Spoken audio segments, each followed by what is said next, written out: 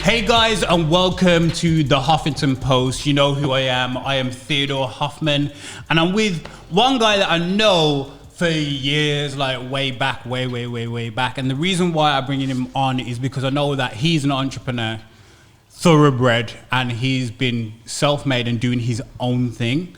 And yes, introduce yourself for us. My name is Ricky Jackson, known as The Link. So like, how did you get into wanting to set up your own business? It happened, well, I had my first little spelling as working as an employee. Mm-hmm. My first job, I was about 17. Yeah. Worked at Asda. I think I lasted 3 weeks.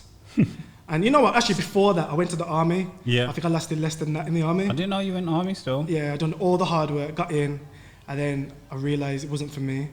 And then I went and worked at Asda, realised it wasn't for me. Then one thing I did learn is that I need to be my own boss. Yeah.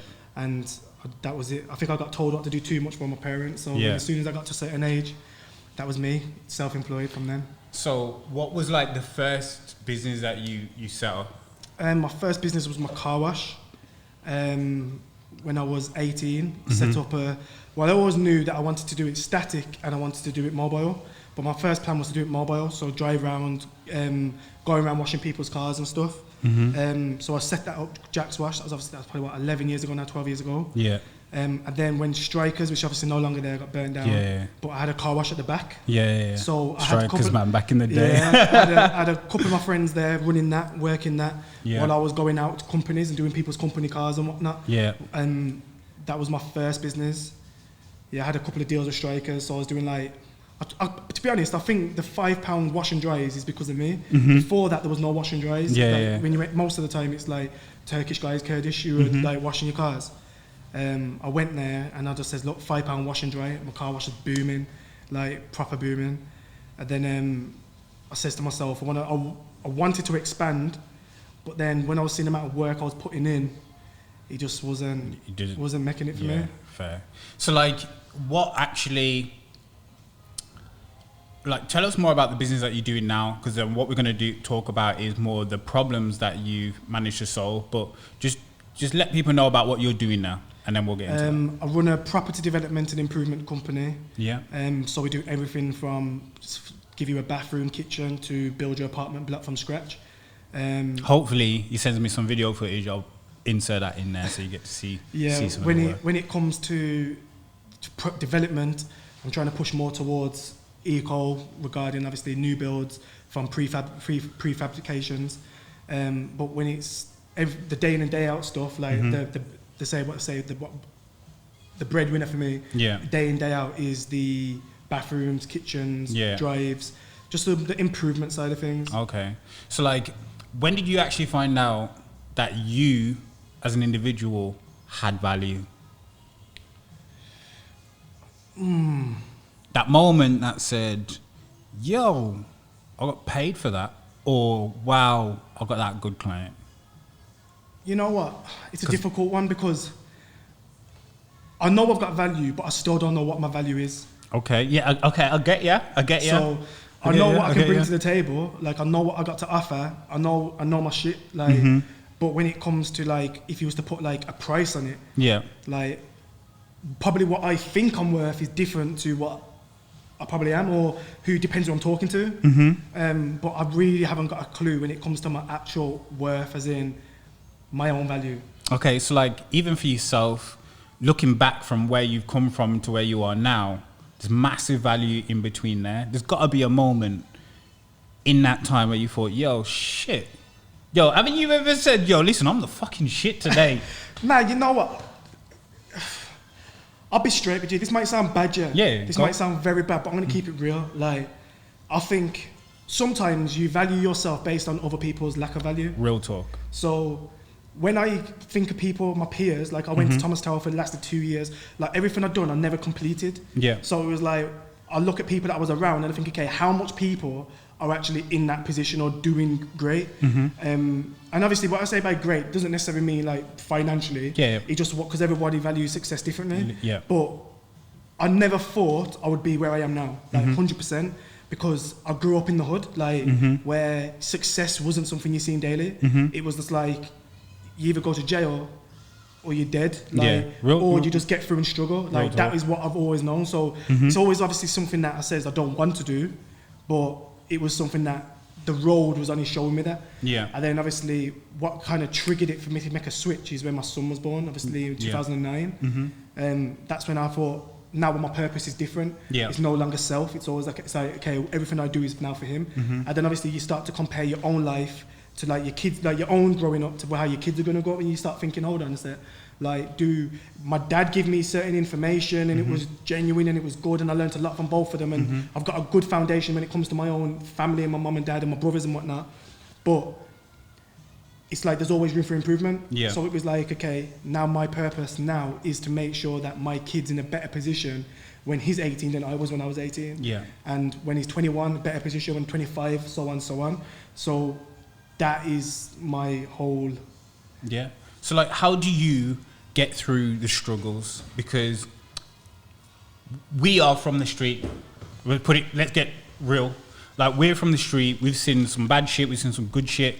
There hasn't been that many great people to look up to that to say, you know what, there's a black guy doing business and I want to be like him. It's been the other way around. It's been, I've been seeing some drug dealers or X, Y, and Z, and they've been like that person that's making all the P, but you're not really seeing many people do business and be successful. And the reason why you're on the show is because I want more young black people and just young people in general to say, you know what, that guy looks like me and he's doing his thing, because I believe that there needs to be people that you look up to. So that is definitely one reason why you're on the show, 100%. Respect. But I just want to show that more. But my trailer thought is literally just gone. But what I'm going to go into the next thing is like, actually, that was it. The struggles. So how is it that you go through, like, get from A to B? Because I do believe in when people go through struggles, that actually makes them a better person rather than just being given shit. I think stubbornness, you've got to be stubborn in a sense of people are going to tell you you're going to fail. We grow up thinking, like, we get told you're not going to make it. We all got that story, teacher says you're going to result to becoming nothing. 100%. And it's about, you got two ways to go about it. You can either take what they're saying and take it in and say, you know what, okay, if that's what they're saying, it's true. Or you can take it on the chin and say, all right, then you know what, watch. And I think it's like, if people are looking at you a certain way, it's up to you either prove them right or prove them wrong. And if anybody who knows me well knows that I don't lie down for nobody. So I am my own motivation. Do you know what I mean? Like, if you tell me I'm not going to do something, watch. Like, don't challenge me. It's going to happen. Do you know what I mean? And like, even on the road, it was the same flex. Like, it was always that, challenge me and it's on. So I had the same principle when it came to business. Like, if industry, construction, Wolverhampton, who do I even go to and approach? How do I go from doing hanging someone's doors in their house to putting an extension on to building them their dream home? Like, how do I take that? Like, who do I go and speak to? Because everybody I'm speaking to has not come from me, the way I've come from. They haven't lived my life. They don't have no understanding. They don't get me. So how do I make that move? And it's either like, some people will see it as it's not for us. It's dominated by white people and Asian people. 100%. They run that industry. So how do I do it? And you've got to network. If you don't network, you don't get work. 100%. So it's about putting yourself out there and becoming a pest. Like, there's probably people that I went and put myself amongst them. They're probably thinking, why the hell does he keep coming around me? Because I'm not adding them zero value, but I'm getting value. But you are value. That's why I asked the question. I think at the time, because sometimes it's perceived like what you think might be like, yo, I might not have that value where my man's got a whole heap of value. But in reality, what your idea or what you're going to contribute to that event, that thing, whatever, has massive value. Because you could tweak one thing to their business model or their system that could make them 2 times the amount of money than they last have. So I always look at it from that perspective, that everyone has value, but like, where do you find that value? How do you feel about that value? Or do you know that you have that value before you even enter the room? That's why I think it's important that people understand they have that. It's come to that point now where, for argument's sake, I used to just give out information, innit? Yeah. Someone used to phone me and be like, boom, or Yeah, say, can I info. meet you? Yeah, it's just I'd meet them and give it. I'd tell you straight, it's done with it. I'm But, done with it now. but you know what? But I'm done with that now. Yeah. Because it's a lot of time wasted. Like, Yeah. it's I hear cost you. me, when I think about it, I was saying it today, like, to a couple of my friends, it's cost me thousands and thousands and thousands Dumb money. of pounds Dumb money. to know what I know. The amount of time, and I don't mean thousands of pounds in the sense of I've gone out there and spent cash, because it's not, it's time. Yeah, and knowledge. And the amount of time I put into, like, learn, it's unreal. Like, constantly reading books, constantly training error. So my failures, that's took time. Like, I've put work into something for 6 months and it's failed, and I've learned from it. That lesson now I can pass on to somebody else. So Yeah, if someone of course. wants to sit down and get, like, and have a conversation with me, like, now times are changing. You want to sit down, you want to give you some form of mentorship, like whatever, I'll do it, but there's a fee. Yeah, of course. Because no one didn't sit down with me. Yeah, 100%. Do you know what I mean? I get that. There's got to be definitely an element. Well, it depends on who you're sitting down with, innit? You can sit down with people that are actually gonna go get it, and then you can be just talking blue in the face where you're speaking to enough people that saying that you can do this. Because I fully understand what you're saying. Because there's been enough people, like pure people that I've spoken to, and said, "Yo, you can do this, you can do that, do this, do that." I've given away information for free. And I've just like seen them sit on their arse and not do anything, or years But pass that's and it, don't because do everybody shit. wants, but but then not everyone wants to work. that 100% totally agree. But then there are sometimes you do have one or two people that do over exceed, and it comes back tenfold to you.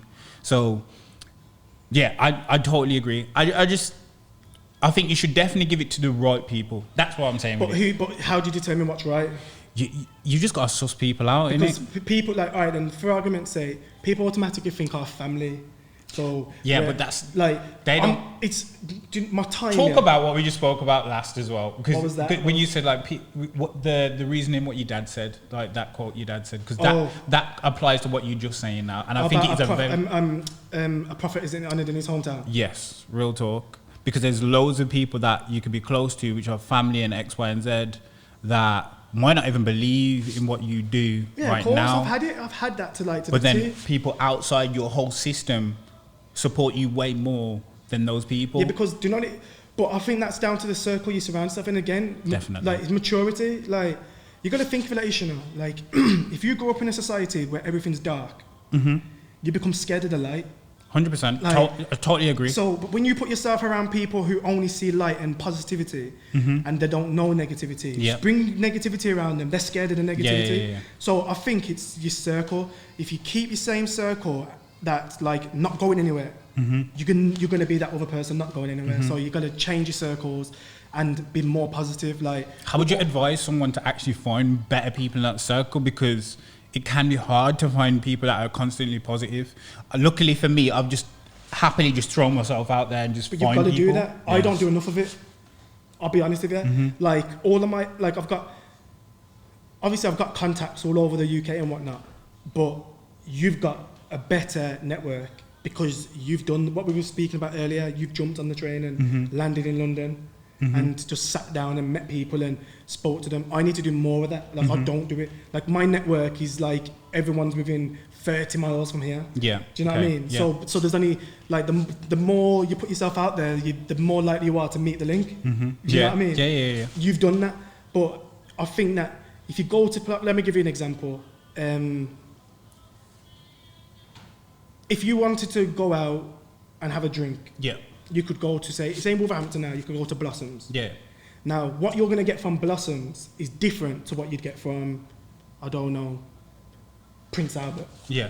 Different to what you get from Gorgeous. Different from, no matter where you put yourself, everywhere gives off something different. Yeah. So if you're going to put yourself in a place, like, to try and have a meeting in Blossoms on a Friday night, it's not going to work. It's not is it? gonna work. You have to use your head in it, where you're putting yourself. So if you're going to put yourself in, like, I'm going to shout, like, Love and Liquor, my brethren's place in Codsall. It's a different vibe. Do you get me? Like, straight away, the people that are in there, you're going to be able to hold a conversation with them. Yeah. Like, you're going to hold a conversation with them and you're going to relate on something. Yeah. Or they're going to be able to advise you on something that you're probably not going to get that in the Pegasus in Yeah, Whit yeah. Marines or the Yeah. Baggett before he got locked up. Like, or do you know what I mean? Yeah, I get, yeah. You Different have- environments. Put yourself in different environments. Yeah. Like the West Acres and all them places I never used to go to, like West Acres and like even cafes and that. Like if you Yeah, go I to get like the normal local English cafe is different and like probably comes get a breakfast from here. Do Do you know what I mean? The people that you're going to meet are people probably going to work or going to go to the train station, so they want to come to here. Do you know what I mean? Like, so it depends where you put yourself and where you are at what time. Yeah, definitely. And just hold conversation. But what makes it more difficult now is social media. Everyone's stuck behind their phones. People are lacking people skills. So no one knows how to just speak to somebody. Speak to people. Real talk. So what I want to get into now is like, what problems have you come across in your business that you've had to solve? Because as an entrepreneur, like you mentioned social media and this, that, and the other, yeah. Social media paints this picture of, yeah, got bling bling, got cash, private jets, Lamborghinis, all of that craziness. In reality, there are problems that you have to solve and no one sees that. And like earlier on, I mentioned like those problems, if you spoke more on those problems, more people are going to relate to you because it's the actual real insight of what an entrepreneur does. So like, I want to get into what the problems that you've come across and solved. You don't need to come up with loads, but just like one or two. Okay, one that comes to mind. Remember how I set the link up was an accident. So let me just go to how that happened. When I bought my first house, I had a bit of work done on my drive. I was having some pillars done. And then the neighbour was like, who done your pillars? And I was like, John. Can you get John to come give me a quote on doing some pillars and this and that? So yeah, no problem. So like the road, no different. Yeah. Picked up my phone, says, yo, John, I've got my neighbour wants some pillars. No problem. I'll go around and say, listen, but do me a favour, stick me a drink on. Yeah. He was like, all right, then no problem. He went around there, done the job, boom, I got paid. Done.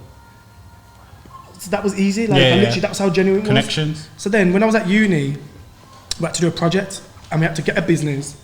And we had to like break down this business and we had to kind of like say the pros and cons of this business, how it can be better and this, that and the other. So I says to my what's it called? It's not a teacher, what's it called again? Lecturer. Yeah. I said, can I use my own business? My business idea. There was like, no, it's got to be existing, it's got to have a company number, rare. So I said, okay, cool. So I went home, set up the company.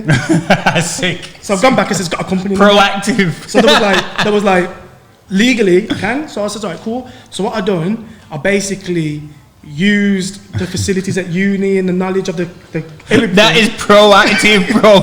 I was like, Lawless, I'm gonna go set up the company's house right now, get the number, bless. That's sick. Some people don't even think like that. So like that's a good mindset to have. That's exactly what I done. I literally set it up and then boom. It was like I used the uni to like kind of like build it. That year I passed. I think I got like on that assignment I got like a first. I got like entrepreneur of the year, like out of all the students, and like I think because I've again probably been proactive and I thought of that. So anyway, that happened, and then I had a few friends that were in the mix, like doing like kitchen fitting and this, that, and the other. So I said, all right, I'm going to set this up. So I set the business up and I went out there and I got some business cards made and just started promoting myself and Facebook and stuff like that. People said, I want a kitchen. I know somebody can do a kitchen. And he just started sending people making drinks. Yeah. And then I had a couple of guys working with me. I'm not going to say their name. And very quick, I made money, very quick. Like, I know that they say normally you make profit in the third year. Yeah. I made profit in the first month. Yeah. Like, it was like... Because you put the time in the grafting? Not even, it didn't really cost anything. I was the link. That's what I call it. I was the link, so it was easy. Yeah, true. So, I literally, all I done was, I brought myself, I always said to myself, I'm going to do this at a certain time. I'm going to buy this house. I'm going to do this at that time. I want to buy a car. I want to own this. I want to own that. Yeah. So I says, it was coming up to my 25th birthday. And I brought myself a Range Rover on my birthday. And then I went to work in my Range. And I pulled up on site. And imagine these guys have been in the game for like 20 years and these guys are working for me, so I'm paying them their wages. They don't know what profit margins I'm making, they don't know how I'm doing anything. I'll just pull up in a Range. And when they've come outside now to come to their van to have their lunch break, they've seen the Range and I had my private plate on there saying linked. And there was like, straight away their face didn't look happy.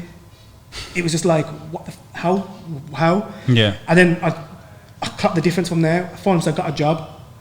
All right, I'll be there. Don't show up, do a job half-heartedly, bits of mistakes. And I realised what I found was as soon as I went and brought that Range Rover, tradesmen no longer wanted to work with me, especially ones that knew me, because I was trying to keep everything tight. So again, a prophet isn't honored in his hometown. Because those people who I thought, you know what, I'm going to put money in your pocket, I'm going to earn, they just looked at me as one with a pen, making money from their work. So when you're saying about what struggles, the struggle I had was showing people what I was doing. Yeah. Letting them see what I was doing, and I became insecure with it to a point where I stopped putting my banners up on jobs that I was doing. Like I didn't put no boards up, I didn't put no banners up, like I didn't promote myself. I'll do a bathroom and probably post a bathroom like once every 2-3 months. Yeah. I wasn't being like putting nothing up because I thought, if I put a bathroom up, people are going to think, okay, if Ricky's making this much, he's doing 4 bathrooms. I was watching what people were thinking, and that was one of my struggles. I'll be straight with you. Yeah. So then, when I got rid of the range, I got something a little smaller. And then I started getting tradesmen who didn't know me personally, just built a relationship with them from like on a work first, basis, and then it became friends. Yeah. They're still here now, and the graft, and they put more effort in and more work than I could ask for. Like without my tradesmen, the link is nothing. Yeah. Like, and I make them know that. Do you get me? If I say, yo, how much is it for this job? And they say to me, it's X amount. If I've made a boost, I'll make sure I give them a boost. That's how I treat them. Yeah. Like, and I think that was my biggest struggle. It's about how do I deal with people who are hating, and how I dealt with them is lock them off. Yeah.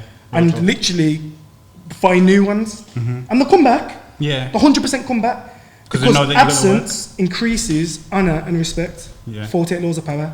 Robert Greene. I ain't read that book yet, but people have been speaking about it. But I'm gonna get onto that. First book I read when I was 16. Yeah. Dangerous to read then though. Yeah, I'm gonna get. I needed to read it again. It was dangerous. Shouldn't read that book at 16. Don't read that book at 16. Tell us more about the story, about you getting to where you are right now, because there's more. I feel like there's more to you that.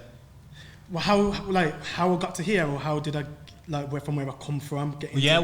Where you come from, because that story is important for people that are out there thinking about setting up their own business or unsure what to do right now. Oh, okay. You know what? I think I was left with no choice but to make a move. I was obviously I said earlier that I come from road, and I had to I went through something very, very traumatic. In order for me to have my for something to just trigger in my mind, because obviously everybody tells you, like my dad, like don't do this, don't do that, all your family, and like you're gonna get hurt, you're gonna go to jail, you're gonna do this, and you hear it, but like the kids now, they hear it from everybody, but they don't think it's gonna ever happen to them. Yeah. But obviously, I was a witness of like one of my best friends getting shot dead in front of me, and from then it was just like, okay, I had a youth, and I was like, and I seen, obviously feeling that is one, but then I seen the struggle of everybody else around him, and I felt that if I was to continue down that road, it made me very, very selfish. Like the first thing I did after that was set up life insurance.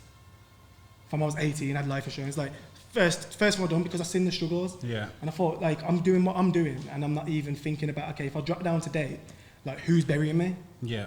Do you know what I mean? Like who's burying me? Like why would my fuckery? Why should my parents have to pay for that? Yeah. Like they already probably feel that if they're failing. So it was one of those, like there was no reason or excuse to why I was enrolled at my brothers. There was no. We come from good stock. Do you get me? The only thing I can put blame on is society where we grew up, the inner city when you grow up in the hood. So it's about obviously taking yourself out of that. I took myself out of it. Got a house out the ends, and straight away it was like I started to see norm. Yeah. Like seeing people get up and go into work and come back at night after work and going away for a holiday once a year. Like I started to see things that was like, okay, that's how you're meant to live life. But I didn't know beforehand because I didn't see it. I didn't see it. There was no actual representation there for us to. And I think even touching on when you were saying about the impression that people give off, I think that's one thing that's fake. And that's why I don't like half of these damn people on Instagram. Because they want to give off all this, like, look at this money I got, look at this. They're not telling you that half of these big, like, artists that I give them ratings for smashing it, doing their music and making big money, but they're not telling you that this jewelry shopper says, yo, listen, can you wear this watch and tell people that you got it from here? Can you wear this and promote? Like half of the stuff they're getting for free from sponsors and stuff like that, but they're not telling people that. They're not giving that impression. They're making that as if they're cashing out. So it's what they're doing is no different to the man on the road who's selling drugs, who's driving around in a nice car, got a chain on and clothes, and giving off the illusion that he's the man. But in essence, all his money's in drugs and he ain't got no money. Real talk. Real talk. So that's what I think that people need to be more open about, as like saying, look, this is real, like you're not going to make it overnight. Like I was saying I think it's 5% of the UK population have £10,000. Like that's so little. Yeah. So people out here going on like watching next door, like that man's driving a new car, so I've got to pick up a new car. You've got to be true to self, and self's always got to be first. What would you say to your 20-year-old self? A 20-year-old self.